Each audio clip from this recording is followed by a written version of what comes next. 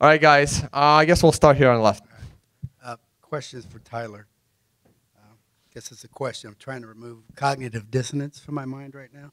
I think we can all appreciate this world where scammers, the barnacles are removed from Bitcoin, and then we have this glorious rise. I don't think the universe is ever going to give us a point in time where we don't have scammers and barnacles trying to attach. I just think that's going to be part of what we always had to deal with and will continue to deal with. And could it be possible that these scammers or barnacles are just part of what makes Bitcoin anti-fragile as it moves through its life cycle? You can stand either way. As opposed to needing it to be removed completely? Yeah, that's it's a great observation, and I certainly don't have the answer. But I was in the Coast Guard for a while, and I'm a big sailor. And if you have barnacles, you want to try to remove them. They will grow back. And that's not saying that barnacles are bad or evil. It's just saying that if they are not adding anything to the process of sailing or moving through the water without a lot of resistance, they need to be removed. And then you have to remove them again a year later and a year later and a year later. Not to do that impinges on the viability of whatever it was that you were trying to accomplish.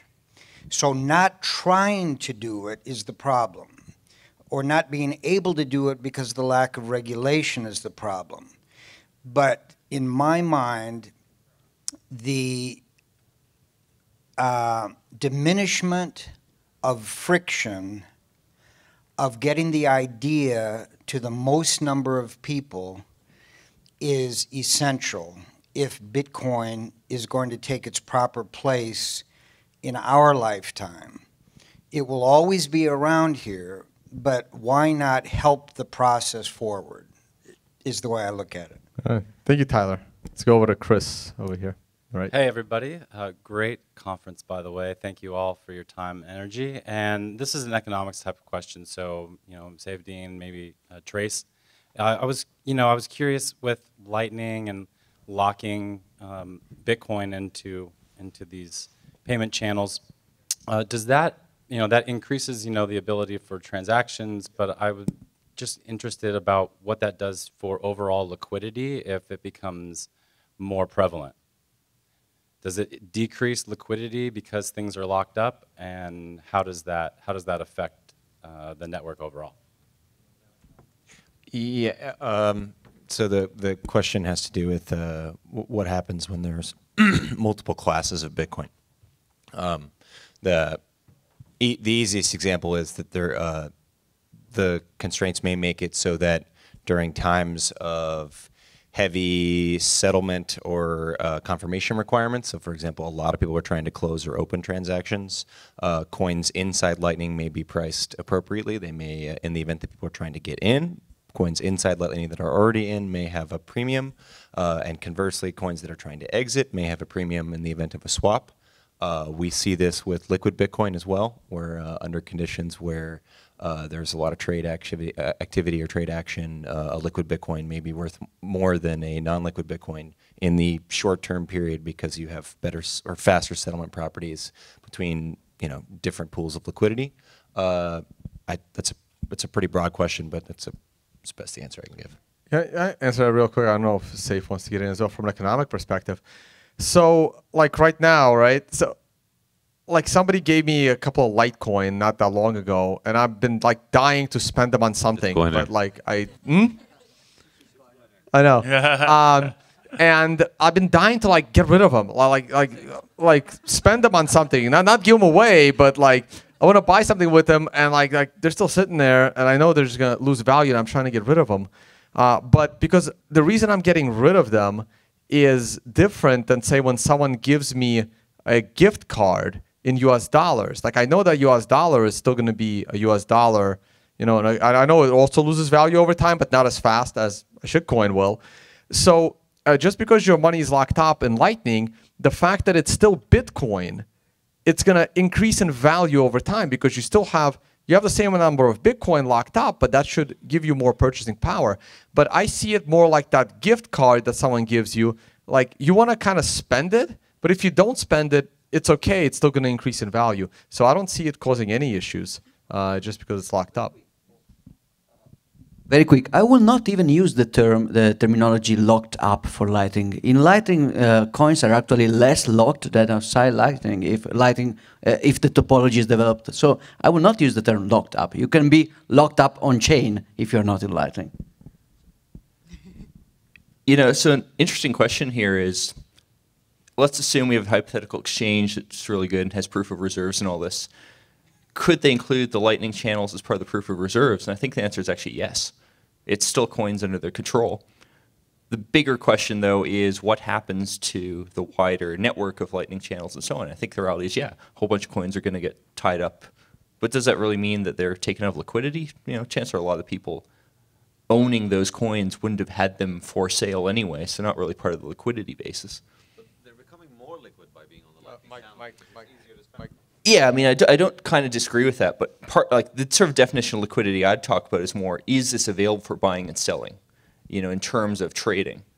And though, I mean, my coins in Lightning channels would not be on an exchange otherwise. All right, let's jump over to here, Patrick. Okay. We haven't heard too much from Doug Polk today, so I have a poker question. So specifically when it comes to poker tournaments, and I guess this would apply mostly to Hold'em tournaments, but I guess it could apply to other tournaments. The concept of fold equity, which is something that happens in a tournament where you can fold a hand and you have enough of a chip stack left where it's okay to still fold a hand and remain, rather than just you have to just go all in. And you shouldn't get into a hand unless you're willing to go all in. So what would you say the amount of your chip stack compared to either blinds or to how many circuits you have left, where you think where it's still doable for you to fold a hand, whereas, you know what, I'm not going to be able to survive, might as well just go all in here? And feel free to finish that off with how it applies to hodling Bitcoin through a bear market. Right. If anybody else wants to chime in, then how it applies to Bitcoin, that's cool too. That makes sense. I'm sure everyone was anticipating that question for sure. So at some point, you just have enough equity with whatever you have to go with it. So it depends on how bad your hand is. But once you have about, I'd say, a third of your stack in, you're gonna see 5 cards. And that's why the Lightning Network is going to change everything. Yeah. Thank you, guys. All right, let's go over here. We have Ali. Okay, so I have a question about the timing and the price of the bottom of the Bitcoin market. Tyler, I guess, answered this in saying that he thinks the price, it's not actually the timing is not based on the price, but when the barnacles go away. But Tone, I think I heard you say in a YouTube video once, so this question's for you, that if the price goes below 700 and it stays there for a couple of weeks, then that's your capitulation point and you're out. Yeah, I think so. But probably not even a couple of weeks. Like I don't want to see it at that level for even like 2 days. Like, I would be legitimately nervous. Like, what the hell have I done the last 5 years, right? Or how could I have been so wrong on this concept of Bitcoin? I don't expect it to go there. I don't think it's going to go there. But I do agree that we have to get rid of like all of this nonsense. Every time I see the shitcoins pump harder than Bitcoin, I'm like, nope, no bottom here. We're going to go lower. Like, Bitcoin used to separate. Next time Bitcoin goes up, I mean, maybe something else, will come up, but everything that we know of today as like other cryptos, they have to stay down or keep going down once Bitcoin finally reverses. And I don't anticipate Bitcoin going down that low. And yeah, that becomes the, you got to go all in, and by all in, I'm probably going to end up selling and try to find a career change. I don't expect it to go back that low. I think the whole system becomes in jeopardy from the mining perspective, from I just don't see it. So this is an interesting question. So I'd been an investor in gold money, and when we had started gold money back in 2001, Turk went to the bullion banks in London. And the business model is we send a wire and we buy the gold bar and we take the gold bar and put it in our own cage. Well, the bullion bank said, well, we'll take your wire, but we won't let you take physical possession of the gold, even if you've paid for it. And so we actually had to get Adam Fleming, whose brother wrote the bond series, and they had big investment in a gold company. We had to actually get delivery of the physical gold from a gold company directly from the refiner in order to get LBMA gold bars, okay? And the Gold Antitrust Action Committee, a bunch of Harvard attorneys, they sued Barrick in 2003 about the gold swaps and gold leases. And Barrick asserted that they had sovereign immunity because they were acting on behalf of central banks. And that's why they lost the shareholder equity. I mean, this is really kind of crazy behavior if you think about it. Like, if you own a lot of something, why run a cartel to keep the price down? The central banks, they carry gold in the vault and gold out on loan as the same line item. In effect, they're reporting cash and accounts receivable as the same thing. Now, what we know is that a physical gold bar and an IOU for a gold bar is not the same thing, right? Well, the same thing applies in Bitcoin. Like, we have a lot of Bitcoins, and then we have a lot of IOUs for Bitcoins. And so when I put out the tweet about proof of keys, you know, it was kind of interesting that a week later, Coinbase moved around 865,000 Bitcoins. Oh, we're just testing our cold storage. You don't need to run on the bank. Because what happens when you have this suppression of the spot price by having two different types of assets, one being the IOU and one being the actual underlying, is the price of the Bitcoin is undervalued in the present. And so if there is, if market price does eventually correct, then you're able to buy more Bitcoin in the present at the suppressed price, and that loss is going to have to be taken in the future. And it's interesting that the price of Bitcoin went up like 35% after I started the proof of keys thing. And that's just from people starting to take physical possession of their Bitcoins. So, like, this is a problem, I think, that we can learn from how gold was economically censored. And part of it is because the cost to run a gold full node is really, really high. Because you have to melt down the gold bar, you have to melt down those UTXOs and assay them and then recast them. And that's what we did at Gold Money. There was a scare about tungsten gold because it has a similar specific gravity to gold. And so we ultrasound tested every single gold bar, and there were like 9 anomalies, and so we actually melted those down and recast them. And they were off by like 1/1000th of an ounce or something. But like in Bitcoin, you're able to do that for 25 cents, right, for a transaction fee that's really, really low. And so that's one of the reasons it's so important to demand the delivery on the blockchain. It's just like, hey, you know, send all those Bitcoins to this address right now. You know, and especially if we can do it as a coordinated global community effort, because then we suck out all the good collateral from any of these institutions.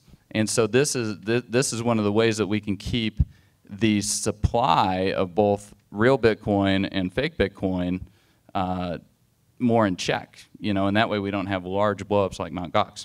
Can I just add to that a little bit? Because Trace got onto a really good topic of the whole cartel concept, and like most of the gold, like what, 80, 90% of gold is owned by, you know, a few entities. Well, no, I mean the central banks only own like 35% or so, but yeah, but the problem is like we haven't audited any of the gold in Fort Knox for like 50 years. Like, oh, you have gold? Prove it. You know, I mean, in Bitcoin, it's like, oh, you have Bitcoin? Like, prove it. Send it to this address right now. You know, you either send it or you don't. It's either on the blockchain or not. And Bitcoin, you can actually sign a message, you know, that shows that you have the private key over that particular address, which you can't really do with gold. So we can verify the quantity and the quality of the Bitcoin for a much lower cost and much cheaper in the Bitcoin community than we can do that in gold. But my view is, like, the reason why I don't see Bitcoin dropping to that price is because I think Bitcoin has way more utility than gold. Like, for example, gold peaked in 1980 at $800 something. I mean, we're almost at that same price, and it's like 35 years later, almost 40 years later. In 2 years, in 1 year, it'll be 40 years, right? So, like, if Bitcoin can't be useful to the world, where people are using it and adapting it and using it to store of value, and its value isn't going up, like, if Bitcoin makes it back to 700, I'm like, I'm not going to be all that interested in another gold not going anywhere for 40 years. And I don't know why gold is so cheap today versus back then, but nobody cares about gold today. And in fact, people care less about gold today than they cared in 1980, and less about, like I think every year, people care less and less about gold over the last 40 years.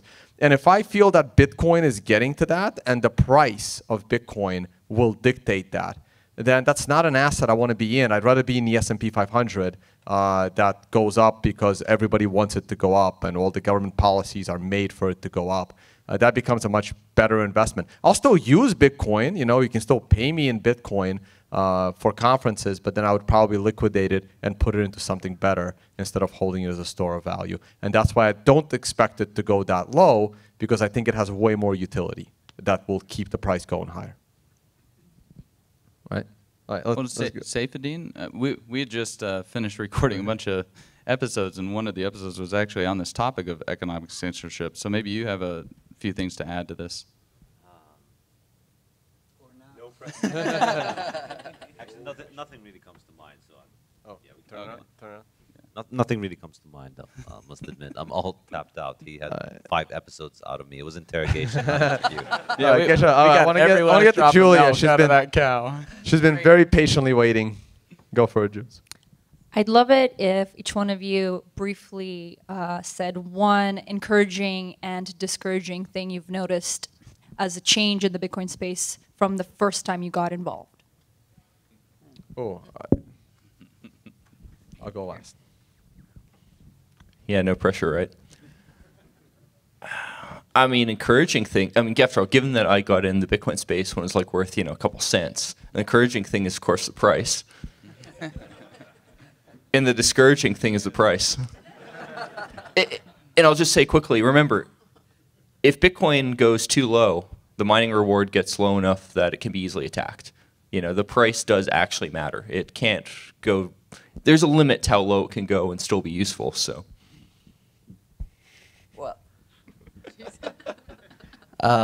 Encouraging thing in Bitcoin is that I thought when I was looking at it for the first time in 2012, I thought that its ideological and disruptive potential would have been diluted with bullshit way faster. So in 2012 it was like, yeah, now it's something for libertarians and against central banks.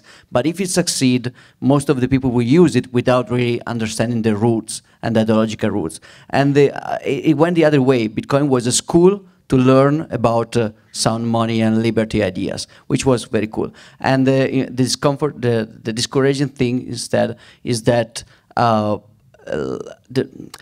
level, so people switched like a pendulum from the nihilism of no-coiners to gullibility of multi-coiners. It's like I thought that we could switch from this cannot exist to yes, this can exist, but instead inertia moved the pendulum from this cannot exist to yes, everybody can literally exist, and I have no critical sense at all.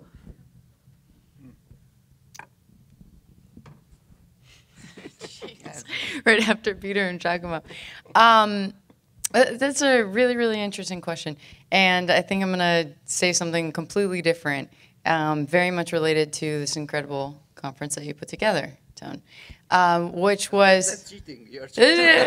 Absolutely. So what's encouraging to me is actually that within our price drop, that we have a conference of absolutely incredible people here, absolutely incredible speakers.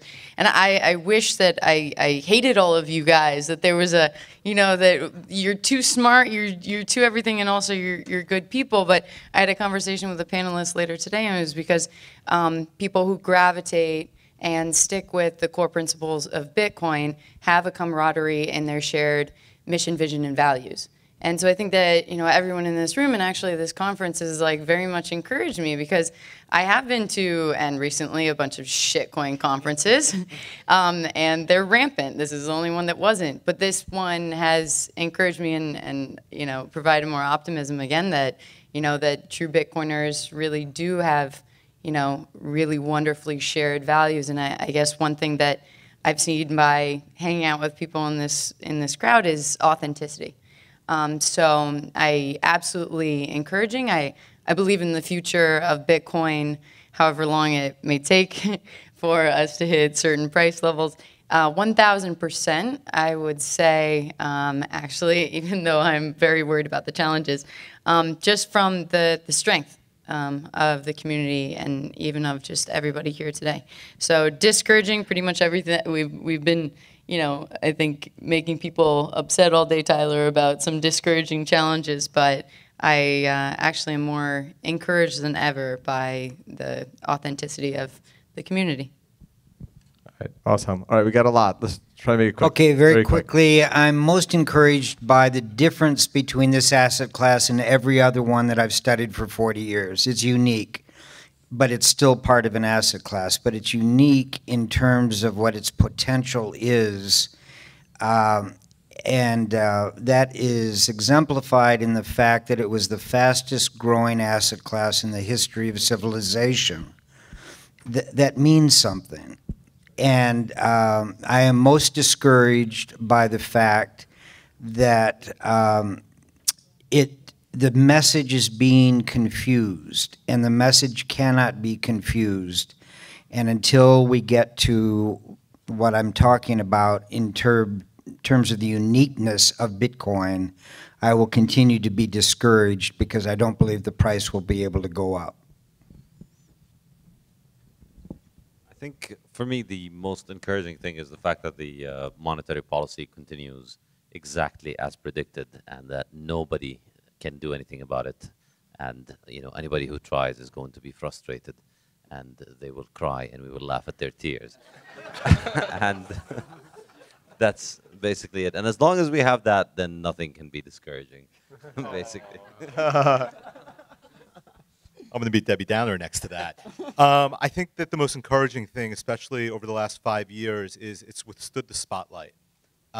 If there was going to be a moment in time in the last year as the price was increasing significantly and quickly, there were going to be the people coming out that were going to attack it. It's withstood that spotlight. So I think that's an incredibly positive thing for the space.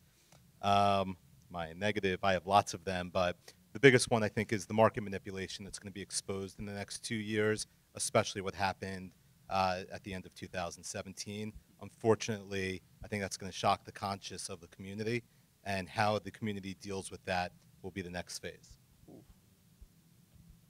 Well, to me, I think the most encouraging thing is that regardless of the price action and the recent development, people and the developers are so enthusiastic about the new features on the crypto level, and they're still like, pretty much to me, crypto is interesting, or Bitcoin is interesting because of the technology, and regardless of the price, which should somehow reflect its utility. And the discouraging thing, maybe new people that come to us are trapped into, you know, all these ICO things. And they just, you know, slide on the surface, don't try to understand all the principles. So we all should somehow work on that and educate our people in our surroundings. All right, excellent. John? I had a couple of answers, but I'll do the easiest one. Discouraging is the eternal September problem, just that we're going to have a constant influx of people who have no idea what they're talking about, but don't worry, they're here to save Bitcoin from itself. And what's encouraging is the last generation of those who managed to excise, and we got rid of that pesky Satoshi's vision. So, yeah, screw that white paper; it's useless. I'm kidding. Nice. All right, Trace, Doug. All right. I would say that I think an encouraging thing is just the sheer number of people that now know what Bitcoin is. You know, I think back to 4 or 5 years ago, and you said Bitcoin, like, oh, is That's like it's like on the computer, right? It's like, you know, sort of. Yes, that's basically what it is. But now we see it in just popular culture. We see jokes on TV about Bitcoin. We see people talk about Bitcoin. It's very encouraging to see that.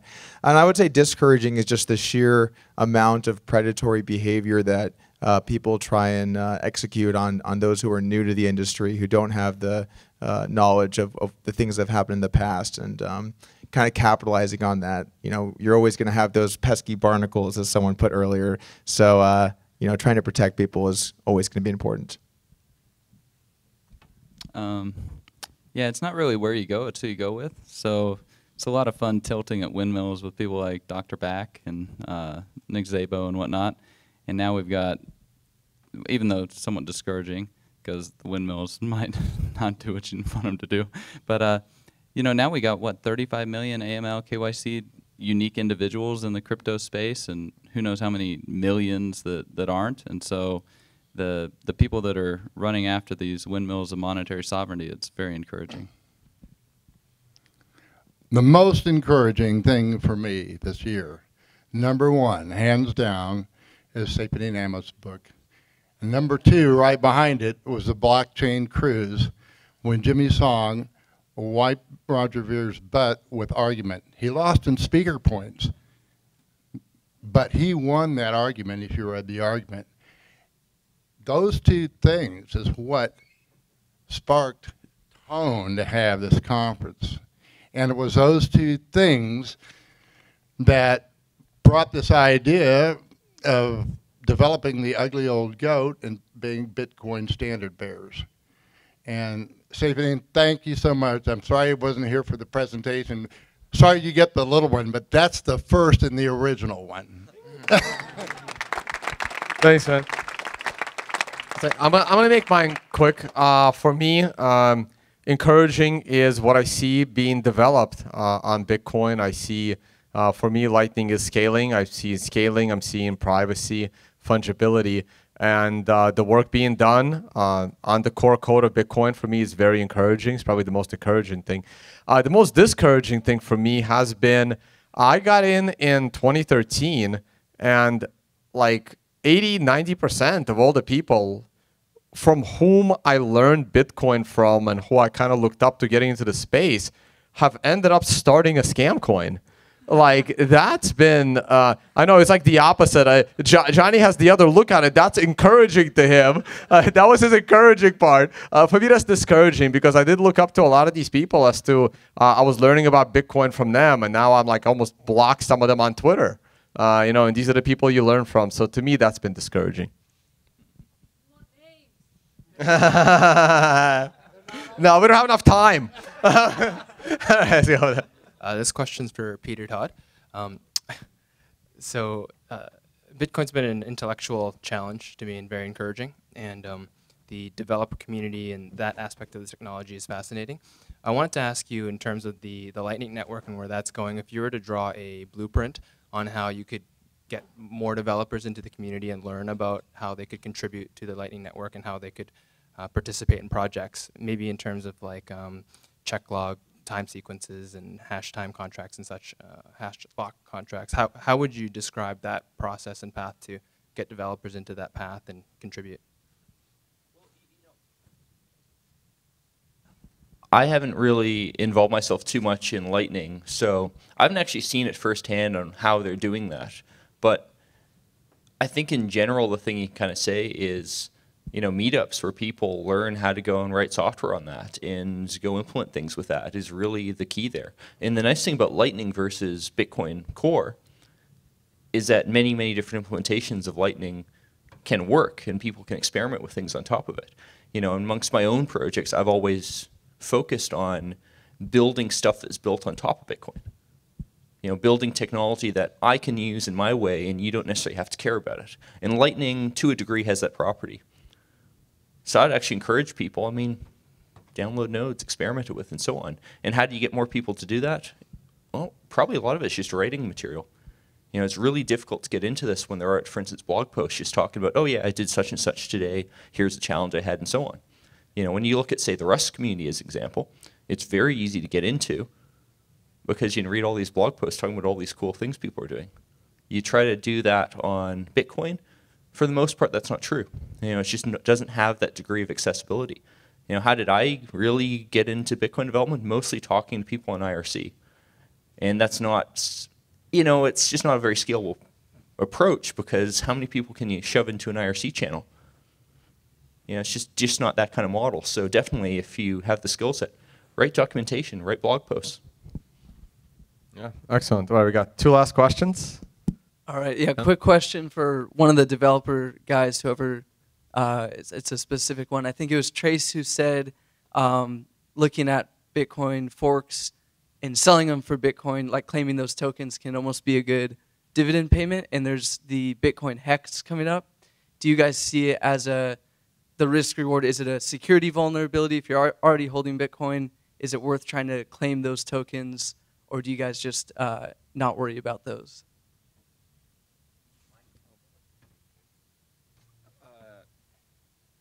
I don't know. What did you Bitcoin Hex? What did he say?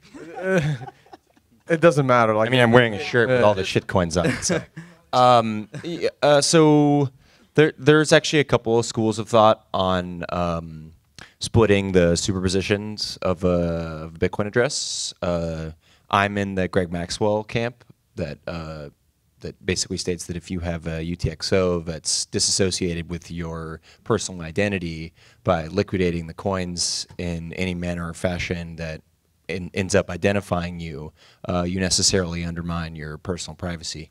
So to the extent to which you can avoid that challenge, sure, or to the extent to which that challenge doesn't apply to you, yeah, you should attempt to capitalize on other people's stupidity to the maximum extent possible. But to the extent that it would, to the point where it would undermine your own privacy, that's your own calculus. Thank you. And I should quickly point out, remember that you're exposing your private keys to software written by people who may be very adversarial. Right. This is not necessarily a good idea. I mean, I personally have sold, I guess, what is it, Bitcoin Cash, and I think that's about it, because I'm just not willing to take that risk for little reward. Yeah, I was the same. The only one I ever sold was Bitcoin Cash, and even I was not happy breaking into a 2014 private key that I had no intention of ever touching for like 10 years. And going into it, I wasn't happy about it. And like, I didn't dox my coins, but I wasn't happy touching it. And the interesting thing was, when I opened it up, those coins had, that public key had transactions for like 1 Satoshi that were incredibly data heavy. And that public key got spammed, and no one knew it but me, which was insane. So that's how I knew for a fact that it was a spam attack that caused all of those high transactions. Yeah, so I think I should have good answer. All right, last question. Okay. Ken, yeah, thank you all. for it. What an incredible couple of days. This question is specifically really for Trace as we think about the 6th network effect, which is financialization.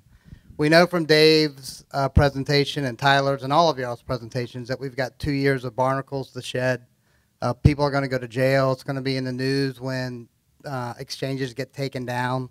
How is the 6th effect, financialization, going to handle with that over the next 2 years so that we can ultimately get to what Saifedean says, which is your 7th network effect? Yeah, I mean, your guess might be as good as mine. Your guess is more important, yeah, probably. Probably a lot more important. But my intuitive feeling is that, you know, price discovery, if it's going to be done on a large global scale with large capital pools that are deep, with lots of actors, you're going to need legal infrastructure like the Wyoming custody bill, qualified custodians under the SEC. You're going to need ERISA compliant type of legislation so that pension funds, endowments, these other big players can move in. And then price discovery would move from these unregulated exchanges to the more regulated exchanges, because you've got the depth of the capital markets there. And then it could get really interesting, because, you know, if like Backed, for example, or LedgerX, where you have fully collateralized Bitcoin derivatives as swap execution facilities and DCOs, you know, they're taking actual possession of the Bitcoin for these contracts. And so Like if BitMEX or Bitfinex has to deliver actual physical Bitcoins for withdrawals as price discovery is happening, but the number of actual physical Bitcoins and the number of Bitcoin IOUs are not the same. Like if there's a lot of these Bitcoin IOUs out there, then we'll see those exchange rate pegs fail to market forces as that price discovery happens. And so, you know, that's a way that the quote unquote legitimate exchanges that are operating under law would be able to kind of get rid of their competitors that are, you know, not, because the competitors aren't going to be able to deliver the assets because they don't have them. They don't have them because they've sold the same thing twice or 5 times or 15 times or however many times Mt. Gox has sold it, right? So, you know, this is part of the problem in the industry, and it's easily solved. Just take possession of your private keys and hodl. You know, it's that simple. All right. Thank you so much, guys. So a round of applause for all of our speakers.